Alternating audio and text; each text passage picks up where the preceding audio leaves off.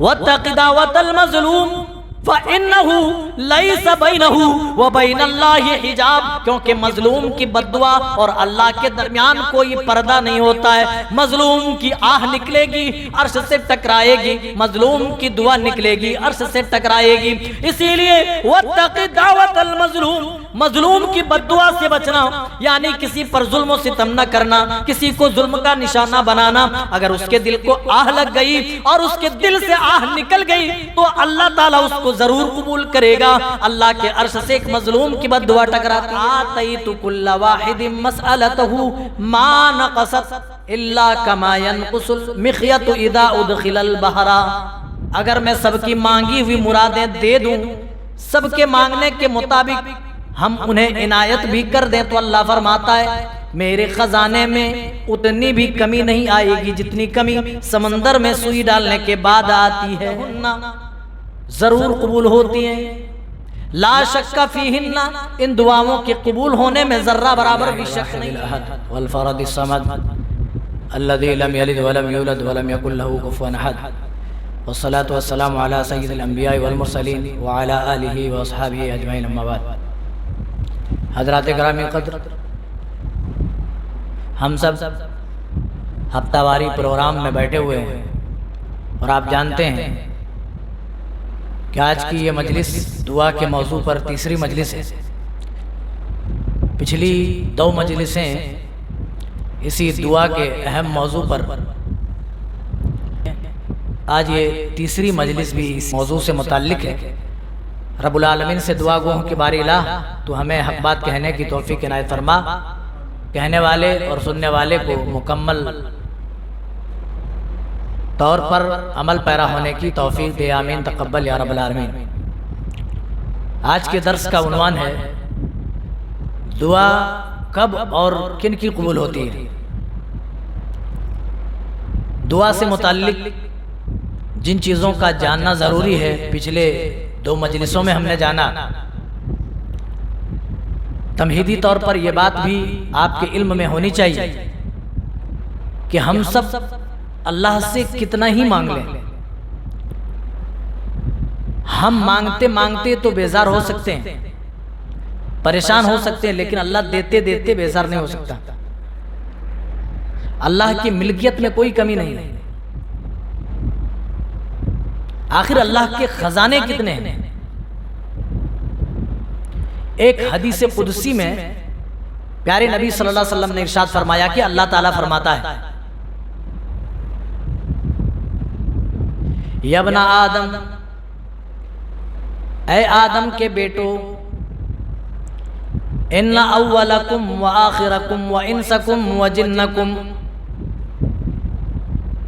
تمہارے اگلے پچھلے اور جنوں میں سے بھی انسانوں میں سے بھی، قاموا فی صعید واحد، اگر ایک بڑے ٹیلے کے اوپر کھڑے ہو جائیں، جن بھی انسان بھی، اول سے لے کر آخر تک، حضرت آدم سے لے کر تا قیامت آنے والے تمام افراد جنوں اور انسوں میں سے شامل ہوں، ایک ٹیلے پر کھڑے ہو جائیں۔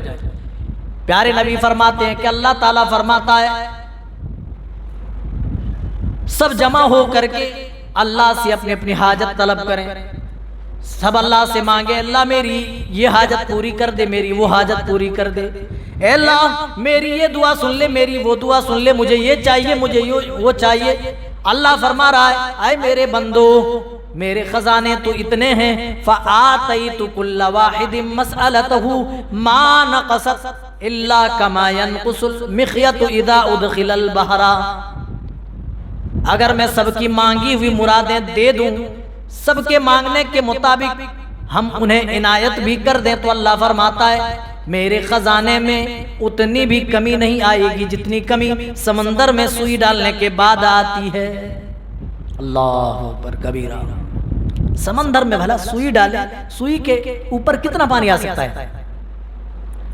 ایک قطرہ بھی پانی نہیں آئے گا، لیکن پھر بھی اللہ کہہ رہا ہے سمندر میں کچھ تو کم ہوا، لیکن میرے بندو تمہارے اول سے لے کر آخر تک، اول سے لے کر تا قیامت آنے والے تمام لوگ اولکم و آخرکم و انسکم و جنکم، انسانوں میں سے بھی اور جنوں میں سے بھی، قاموا فی صعید واحد، اگر ایک ٹیلے پر کھڑے ہو جائیں اور تم سب سوال کرو، اپنی مرادیں مانگو، فآتیت کل واحد مسئلتہ، اور تمہاری مانگی ہوئی مرادیں میں دے دوں، مانگی ہوئی چیزیں عنایت کر دوں، تو میری رحمت میں، میرے خزانے میں اتنی بھی کمی نہیں آئے گی جتنی کمی سمندر کے اوپر سوئی ڈالنے کے بعد آتی ہے۔ سمندر کے اندر سوئی ڈالنے کے بعد کچھ تو کمی آتی ہے۔ اللہ کہتا ہے میرے بندو تم میرے سے مانگو، اس لیے کہ میرے خزانے اتنے ہیں، تم سب کی مرادیں میں پوری بھی کر دوں تو میرے خزانے میں ذرہ برابر بھی کمی نہیں آ سکتی۔ اللہ، یہ اللہ کا خزانہ ہے۔ ہم نہیں سمجھتے کہ اللہ کے خزانے کتنے ہیں۔ کن کی دعا قبول ہوتی ہے وہ دیکھیں۔ پیارے نبی صلی اللہ علیہ وسلم فرماتے ہیں ثلاث دعوات، تین دعائیں یستجاب لہن، ضرور قبول ہوتی ہیں، لا شک فیہن، ان دعاؤں کے قبول ہونے میں ذرہ برابر بھی شک نہیں ہے۔ تین لوگوں کی دعائیں، ثلاث دعوات، تین لوگوں کی دعائیں۔ دعوت المظلوم، پیارے نبی فرماتے ہیں پہلی دعا مظلوم کی، اگر مظلوم بد دعا کر دے کسی کے خلاف تو اللہ کی قسم چاہے وہ فاسق ہو، فاجر ہو، کتنا بڑا گناہگار ہو، لیکن اگر وہ حقیقی طور پر مظلوم ہے، کسی نے اس کے اوپر ظلم کیا ہے، تو اس کی بد دعا اللہ کے عرش سے ڈائریکٹ ٹکراتی ہے۔ یہی وجہ ہے کہ پیارے نبی صلی اللہ علیہ وسلم حضرت معاذ کو یمن کی طرف بھیج رہے ہیں، اہل کتاب کی طرف بھیج رہے ہیں، اور کہہ رہے ہیں اے معاذ ابن جبل، سب سے پہلے اللہ کی توحید کی طرف ان کو دعوت دینا۔ جب اللہ کی توحید کا اقرار کر لیں، اللہ کو ایک مان لیں، اللہ کی وحدانیت کا اقرار کر لیں، تو انہیں بتانا اللہ نے دن و رات میں تمہارے اوپر 5 نمازیں فرض کی ہیں۔ ان اللہ افترض علیہن 5 صلوات فی کل یوم و لیلہ، دن اور رات میں تمہارے اوپر 5 نمازیں اللہ نے فرض کی ہیں۔ اسی طرح وقفے وقفے سے ان کو بتانا، ایک ساتھ ساری چیزیں مت بتانا، لیکن اے معاذ یہ بات ذہن نشین رکھو، واتقی دعوت المظلوم، تم مظلوم کی بد دعا سے بچو، واتقی دعوت المظلوم فَإِنَّهُ لَيْسَ بَيْنَهُ وَبَيْنَ اللَّهِ حِجَابٌ، کیونکہ مظلوم کی بد دعا اور اللہ کے درمیان کوئی پردہ نہیں ہوتا ہے۔ مظلوم کی آہ نکلے گی، عرش سے ٹکرائے گی، مظلوم کی دعا نکلے گی، عرش سے ٹکرائے گی۔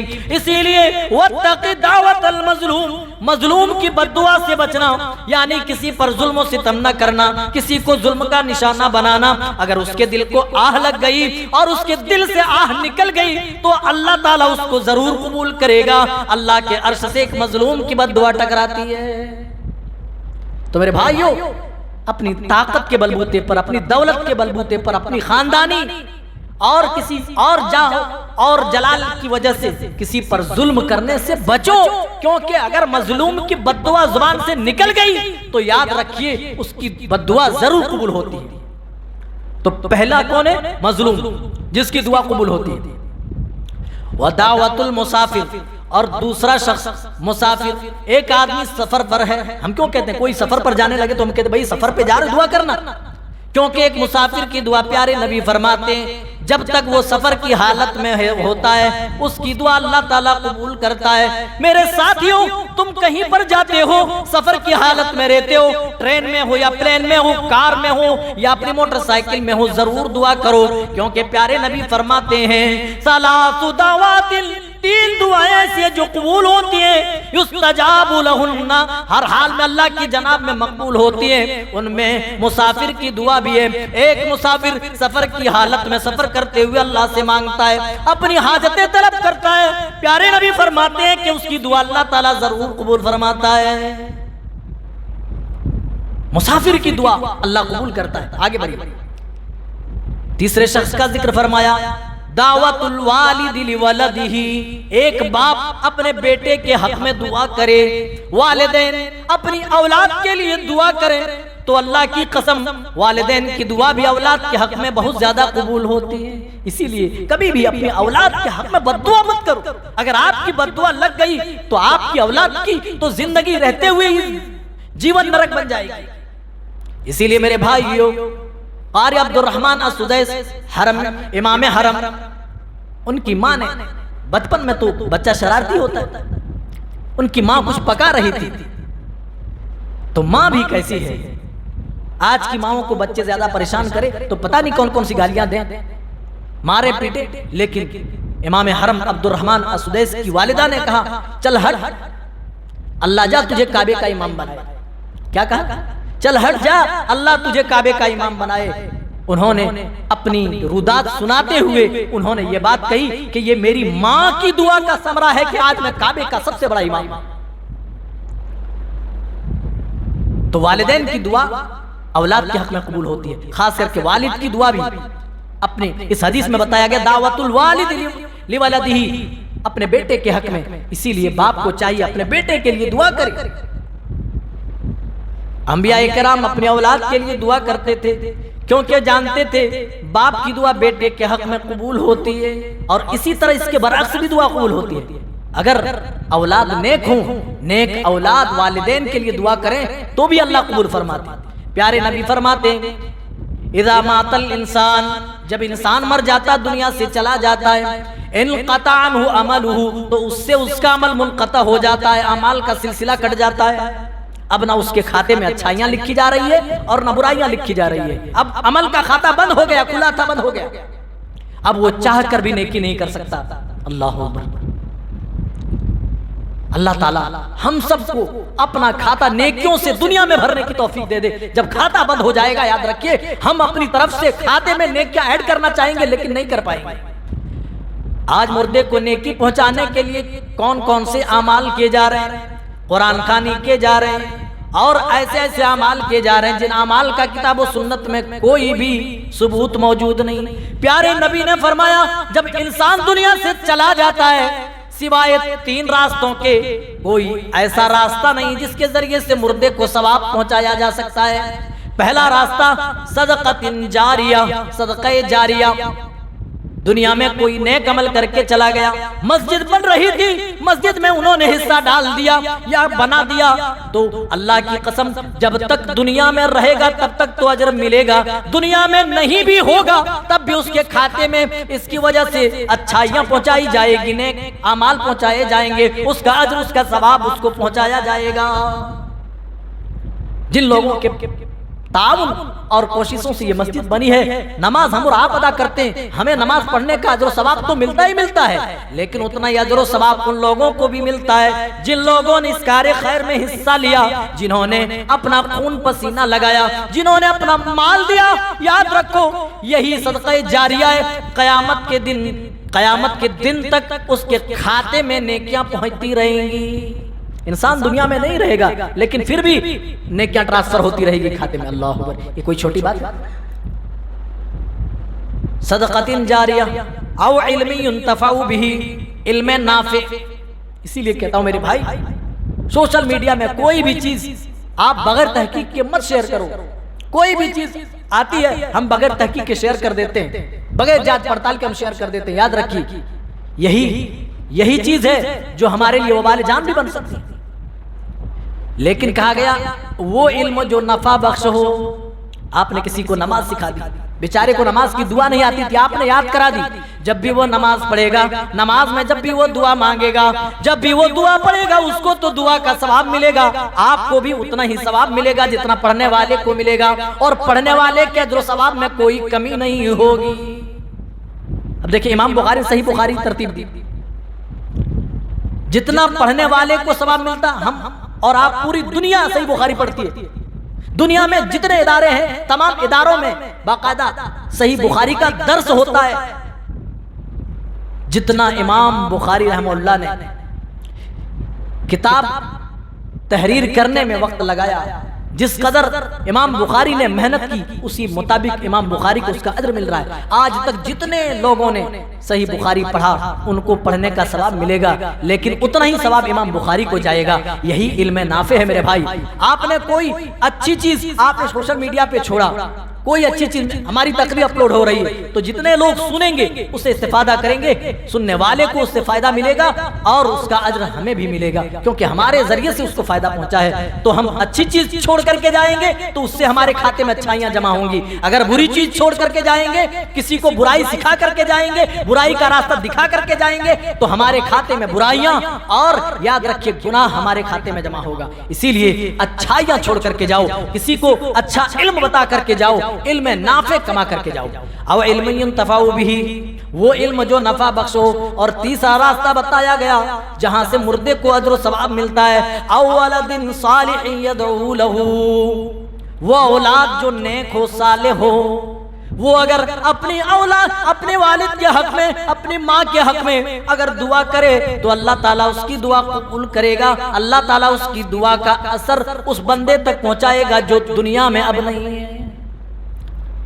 اس کے علاوہ کوئی اور چوتھا راستہ نہیں ہے جہاں سے مردے کو ثواب پہنچایا جائے۔ یہ تین راستہ ہے، صدقہ جاریہ، علم نافع اور نیک اولاد کی دعا جو اپنے والدین کے حق میں کرے۔ تو اولاد کو نیک بنانے کی کوشش کرو۔ نیک کیسے اولاد بنے گی؟ جب اچھی تربیت ہوگی، اچھی تعلیم ہوگی، دین کے نام پر ہم نے نورانی قاعدہ پڑھا دیا اور سمجھا کہ ہم نے حق ادا کر دیا دین کا۔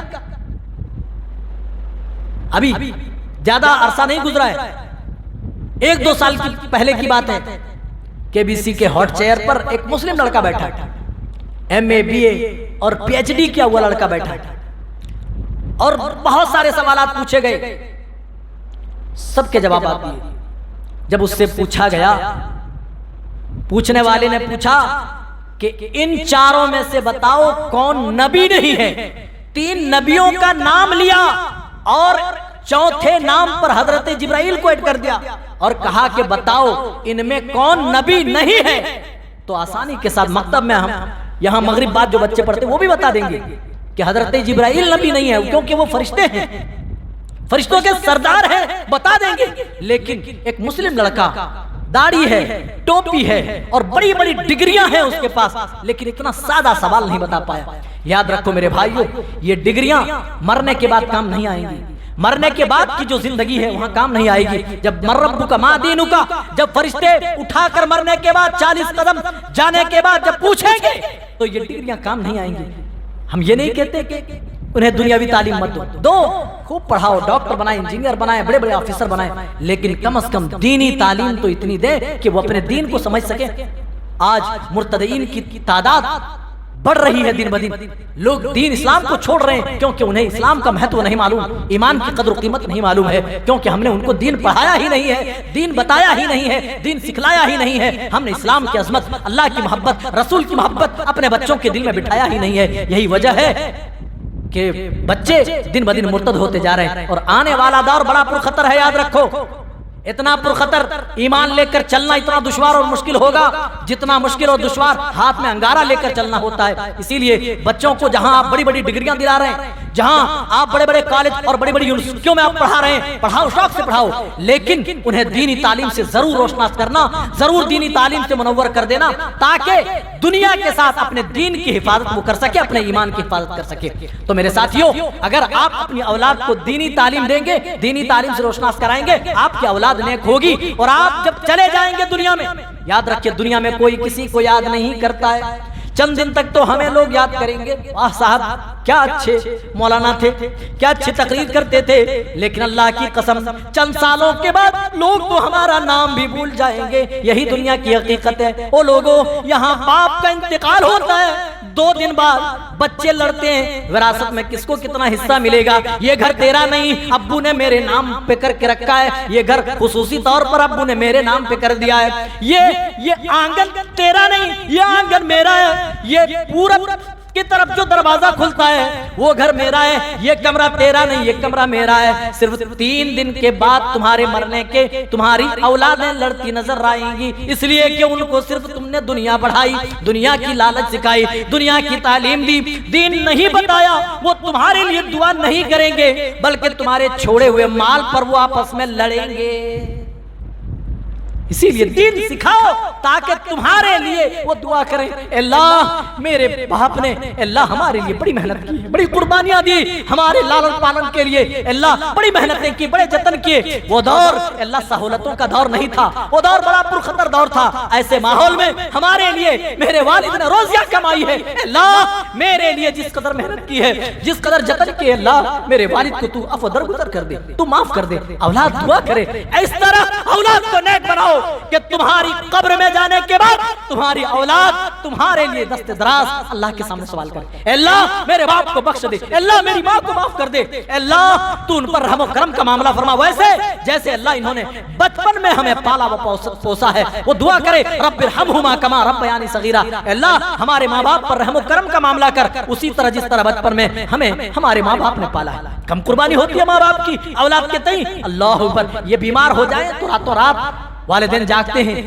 خود نہیں سوتے، ان کو سلاتے، خود تکلیف اٹھاتے، بچوں کو آرام دیتے ہیں، لیکن یہی اولاد اگر نیک نہ رہی تو یاد رکھو میرے بھائی تمہارے جانے کے بعد یہ دعا کرنے کو تیار نہیں۔ لیکن اگر آپ کی نیک رہی، آپ نے دنیا میں اچھی تعلیم دی، اچھی تربیت کی، تو اللہ کی قسم اگر یہ آپ کے لیے ہاتھ اٹھا دے، اللہ کے رسول فرماتے ہیں کوئی اولاد والدین کے لیے ہاتھ اٹھا دے تو اللہ تعالیٰ والدین کے حق میں اولاد کی دعا قبول فرما دی۔ اللہ آگے بڑھ جائے۔ کتنے لوگ ہو گئے؟ 3 لوگ جن کی دعا اللہ قبول فرماتا ہے، اور بھی کچھ لوگ ہیں جن کی دعا اللہ تعالیٰ قبول فرماتا ہے۔ مثال کے طور پر روزہ دار کی دعا اللہ تعالیٰ رد نہیں کرتا ہے، جب تک وہ روزے کی حالت میں ہوتا ہے تب تک اللہ تعالیٰ اس کی دعا رد نہیں کرتا ہے۔ اسی لیے جب روزہ رکھا کرو تو بکثرت دعا کرو۔ تمام عبادتوں میں دکھاوا ریاکاری ہو سکتی ہے، واحد عبادت روزہ ہے جس کے اندر ریاکاری آدمی چاہ کر بھی نہیں کر سکتا ہے۔ دوپہر کا سخت دھوپ کا وقت ہے، چلچلاتی ہوئی دھوپ ہے، گرمی سے زبان سوکھ رہی ہے، ہونٹوں کے اوپر پپڑیاں جم گئی، حلق سوکھ رہا ہے، ظہر کے وقت آیا، وضو کر رہا ہے، وہ کلی کے لیے منہ میں پانی لے رہا ہے، کیا مجال کہ ایک آدھ گھونٹ حلق کے نیچے اتار لے؟ اگر اتار لے تو کون دیکھنے والا؟ نہیں دیکھنے والا۔ وہ اپنے روم میں اکیلے بیچارہ فریج کھول کر کے دیکھتا ہے، مختلف قسم کے مختلف انواع و اقسام کے کھانے پینے کی چیزیں موجود ہیں، افطاری کے سامان پہلے سے موجود ہیں، وہ چاہے تو کچھ کھا پی لے، کوئی نہیں دیکھنے والا۔ لیکن ایک روزہ دار روزے کی حالت میں بھوک پر کنٹرول رکھتا ہے، پیاس پر کنٹرول رکھتا ہے، لہو و لعب انجام دینے پر کنٹرول رکھتا ہے، برائی کی طرف چلنے سے اپنے پیروں کو بچاتا ہے، بری چیز پکڑنے سے ہاتھوں کو بچاتا ہے، بری بات بولنے سے اپنی زبان کو بچاتا ہے۔ یہ کنٹرولنگ کا جذبہ کہاں سے آیا؟ اللہ کے ڈر سے آیا۔ اس کے دل میں اللہ کی قربت ہے، اللہ کی رضا مقصود ہے۔ یہی وجہ ہے کہ روزہ دار کی دعا اللہ قبول کرتا ہے۔ حتی یفطرا، یہاں تک کہ وہ افطار کر دے، افطار کر لے، یہاں تک کہ اور افطار کے وقت بھی دعا قبول ہوتی ہے۔ ہمارا موضوع تھا کن کی دعا اور کب قبول ہوتی ہے۔ دیکھیے اللہ تعالیٰ ہر وقت دعا قبول کرتا ہے، لیکن کچھ خصوصی اوقات ہیں، اگر ان اوقات میں ہم دعا کریں تو قبولیت کے امکانات اور بڑھ جاتے ہیں۔ بارش کے نزول کے وقت آپ دعا کریں، قبولیت کا امکان ہے۔ رات کے آخری پہر آپ دعا کریں، دعا قبول ہونے کے چانسز بڑھ جاتے ہیں، کیونکہ پیارے نبی نے فرمایا ینزل اللہ تبارک و تعالی فی کل یوم و لیلہ الی سماء الدنیا، ہر رات جب آخری پہر رات کا بجتا ہے اللہ تعالیٰ آسمان دنیا پر نزول کرتا ہے جب تہجد کا وقت ہوتا ہے۔ تو یہ کہہ دیں تو بیجا نہیں ہوگا، تہجد پڑھنے والے کی دعا اللہ قبول کرتا ہے، کیونکہ اس وقت اللہ تعالیٰ آسمان دنیا پر روزانہ نزول کرتا ہے اور اللہ باقاعدہ آواز لگاتا ہے کوئی مغفرت کا طلبگار جن کے گناہوں کی مغفرت کر دوں، ہے کوئی مانگنے والا میں انہیں عنایت کر دوں، ہے کوئی طلبگار میں اسے عنایت کر دوں۔ اللہ تعالیٰ ہر روز رات کے آخری پہر میں اللہ تعالیٰ آواز لگاتا ہے، بندوں کو توبہ کے لیے ابھارتا ہے، لیکن بندے کھراٹے کی نیند سو رہا ہے، کیونکہ رات بھر پب جی چلایا، رات بھر انہوں نے موبائل میں گیم کھیلے ہیں، رات بھر IPL کے میچ دیکھے ہیں، انہوں نے انسٹاگرام پر ریل سرکائے، اب ان کو نیند آ رہی ہے، اب یہ مزے سے چین کی نیند سو رہے، کھراٹے لے کر سو رہے ہیں۔ جب قبولیت کا وقت ہوتا ہے تب ہم سوئے رہتے ہیں. یاد رکھو میرے ساتھیوں، وہ وقت ایسا ہے جب بندہ دعا کرتا ہے تو اللہ تعالیٰ باقاعدہ اس کی دعا کو قبول کرتا ہے، کیونکہ اس وقت اللہ تعالیٰ نازل ہی نہیں ہوتا بلکہ اپنے بندے کو ابھارتا ہے کوئی مانگنے والا کہ میں انہیں دوں، ہے کوئی توبہ کرنے والا میں اس کی توبہ قبول کروں. اللہ باقاعدہ آواز لگاتا ہے. اور ایسی گھڑی میں ہم مانگنے کے بجائے ہم بستروں میں نیند کی آنند لیں تو بتائیے ہماری دعائیں کیسے قبول ہو سکتی ہیں؟ تو بارش نازل ہوتے وقت اور رات کے آخری پہر اور ایک وقت ہے سجدے میں. پیارے نبی صلی اللہ علیہ وسلم نے فرمایا بندہ اپنے رب سے سب سے زیادہ قریب تب ہوتا ہے جب سجدے میں ہوتا ہے. تو سجدے میں جب رہو تو بکثرت دعا کرو. فرض نمازوں کے علاوہ سنت اور نفل آپ پڑھیں تو اس میں آپ دعائیں مانگیں، اللہ سے دعا کریں، اللہ آپ کی دعا قبول کرے. بارش نازل ہو رہی ہے، ایسے وقت میں آپ دعا کریں، آپ کی دعا قبول ہوگی. سفر کی حالت میں دعا کریں، دعا قبول ہوگی. اور بھی اوقات ہیں، آدمی روزے کی حالت میں دعا کرے، دعا قبول ہوتی ہے. زمزم پیتے ہوئے دعا کرے، دعا قبول ہوتی ہے. میت کی آنکھ بند کرتے وقت دعا کرے، دعا قبول ہوتی ہے. اس طرح کے جمعہ میں ایک گھڑی ہوتی ہے، جس گھڑی بندہ دعا کرے تو اس کی دعا قبول ہوگی. عمرہ کرتے ہوئے، حج کرتے ہوئے بندہ دعا کرے تو اس کی دعا قبول ہوتی ہے. اور بھی کئی اوقات ہیں جن اوقات میں بندہ دعا کرے تو ان کی دعا اللہ رد نہیں کرتا. خاص کر کے اذان اور اقامت کے درمیان پیارے نبی نے فرمایا لا يرد دعا بین الاذان والاقامہ. اذان اور اقامت کے درمیان کی جانے والی دعا رد نہیں ہوتی ہے. ہم بیٹھے رہتے ہیں، باتیں کرتے رہتے ہیں، ہمارے پاس وقت بھی رہتا ہے لیکن دعا کرنے کو تیار ہے. آخری بات، وقت ہو چکا ہے اور بات ختم. کن کی دعا آخر قبول نہیں ہوتی؟ یہ فہرست لمبی نہیں ہے لیکن آپ سن لیجیے. اگر مال حرام آپ کھا رہے ہیں، کمائی کا ذریعہ ہے تو آپ کی دعا قبول نہیں ہو سکتی. آپ اگر رشتوں کو کاٹنے والے ہیں جوڑنے کے بجائے تو آپ کی دعا قبول نہیں ہو سکتی ہے. کوئی شخص زناکار ہے، بدکار ہے، اس گناہ میں لت پت ہے تو اس گناہ میں لت پت ہونے کی وجہ سے اس کی دعا رد ہو جائے گی، قبول نہیں ہوگی. اور غفلت بھرا انسان، پیارے نبی نے فرمایا ادعوا اللہ وانتم موقنون بالاجابہ. اللہ سے دعا کرو اس نیت کے ساتھ، اس ایمان اور عقیدے کے ساتھ کہ اللہ قبول کرے گا. فإن اللہ لا يستجیب من دعاء غافل اللہ. کسی غافل دل کی دعا اللہ تعالیٰ نہیں سنتا ہے، قبول نہیں کرتا ہے. کوئی یہ سوچے رے دعا کرے قبول نہیں، دل میں اگر سوچ لے، تھوڑا بھی شبہ ڈال دے کہ قبول نہیں ہوگی تو اس کی دعا قبول نہیں ہوگی. اسی لیے ان چیزوں سے بچنا چاہیے. خاص کر کے حرام کمائی کا دعاؤں کے اثر میں بڑا دخل دیتا ہے، اسی لیے حرام کمائی سے بچنا چاہیے. پیارے نبی صلی اللہ علیہ وسلم نے فرمایا ان اللہ طیب لا يقبل الا طیبا. اللہ پاک ہے اور اپنی بارگاہ میں پاک ہی چیز کو قبول کرتا ہے. وان اللہ امر المؤمنین بما امر به المرسلین. اور اللہ نے مومنوں کو وہی حکم دیا جو نبیوں کو حکم دیا. پھر آپ نے ایک آیت تلاوت فرمائی جس میں اللہ نے نبیوں کو حلال کھانے کی ترغیب دی. یا ایھا الرسل کلوا من الطیبات واعملوا صالحا. اے اللہ کے رسولوں، اے اللہ کے نبیوں، حلال کھاؤ اور اچھے اعمال کرو. پھر پیارے نبی نے ایک دوسری آیت تلاوت کی جس میں اللہ نے مومنوں سے کہا، مسلمانوں سے کہا یا ایھا الذین آمنوا کلوا من طیبات ما رزقناکم. اے ایمان والو اللہ کی دی ہوئی پاک روزی میں سے کھاؤ. پھر ایک ایسے شخص کا آپ ذکر کرتے ہیں وَذَكَرَ الرَّجُلَ يَمُدُّ يَدَيْهِ إِلَى السَّمَاءِ یا رب یا رب یا رب. ایسے آدمی اشعث اغبر، جس کے بال پرا گندا ہے، جس کے کپڑے گرد و غبار میں اٹے ہوئے، لیکن وہ اپنے ہاتھ کو بلند کر کے کہتا ہے اللہ میری یہ دعا قبول کر، میری یہ دعا قبول کر.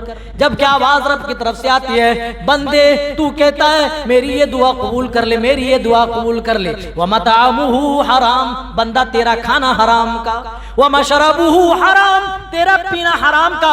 وَمَلْبَسُهُ حرام، تیرا پہناوا حرام کا. وَغُذِيَ بِالْحرام، تیرا جسم حرام کمائی سے پلا بڑا ہے. فَأَنَّى يُسْتَجَابُ لِذَلِكَ، تو تیری دعا بھلا اللہ کیوں کر قبول کرے گا؟